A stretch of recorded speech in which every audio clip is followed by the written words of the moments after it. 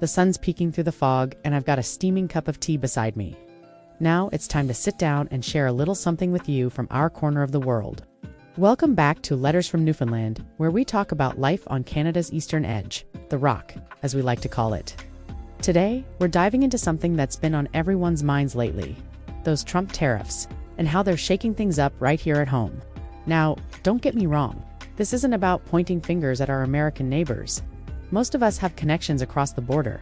Family, friends, fond memories. But when decisions made in Washington start hitting our wallets, threatening our livelihoods, and changing how we live, well, that's worth a chat over a cup of tea, isn't it? So, here's what's been happening. Earlier this year, the US administration brought back some hefty tariffs on Canadian goods, 25% on seafood and processed products, 10% on energy. And let me tell you, here in Newfoundland, that's like a punch to the gut. We're a province that lives and breathes the ocean. Fishing and oil are our bread and butter. These tariffs aren't just numbers on a page. They're hitting dockside workers, truck drivers, plant operators, families in every nook and cranny of this island. We've always sent a big chunk of our seafood south of the border: cod, crab, mussel, shrimp. Now, our processors are struggling to keep up with these new costs. Some are trying to look to Europe or Asia, but that's not something you can do overnight. It's like trying to turn around an oil tanker in St. John's Harbor. It takes time and a whole lot of effort, but the ripples go far beyond the wharves and warehouses. Walk into any grocery store from St. John's to Stephenville and you'll see the impact. US goods are getting pricier or vanishing altogether. And instead of just grumbling and paying more, folks are making a different choice. They are buying Canadian products. It's not just the big chains. Even the little corner shops are getting in on it. Product of Canada labels are popping up everywhere. You're seeing shelves organized by local origin and whole sections dedicated to Canadian suppliers. It's not just about the price anymore, it's personal. People are choosing to spend their hard-earned money in a way that supports their neighbors.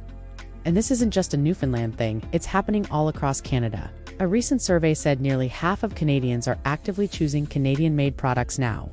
These tariffs didn't just change prices, they woke people up. It doesn't stop at the grocery store either. Travel habits are changing too.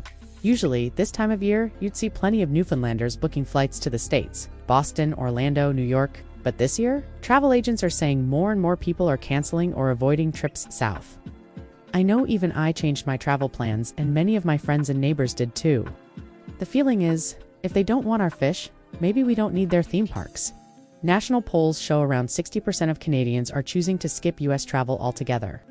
And around here, where vacation time is as precious as a sunny day in St. John's, people are deciding to spend it elsewhere, within Canada, or even staying right here on the Rock.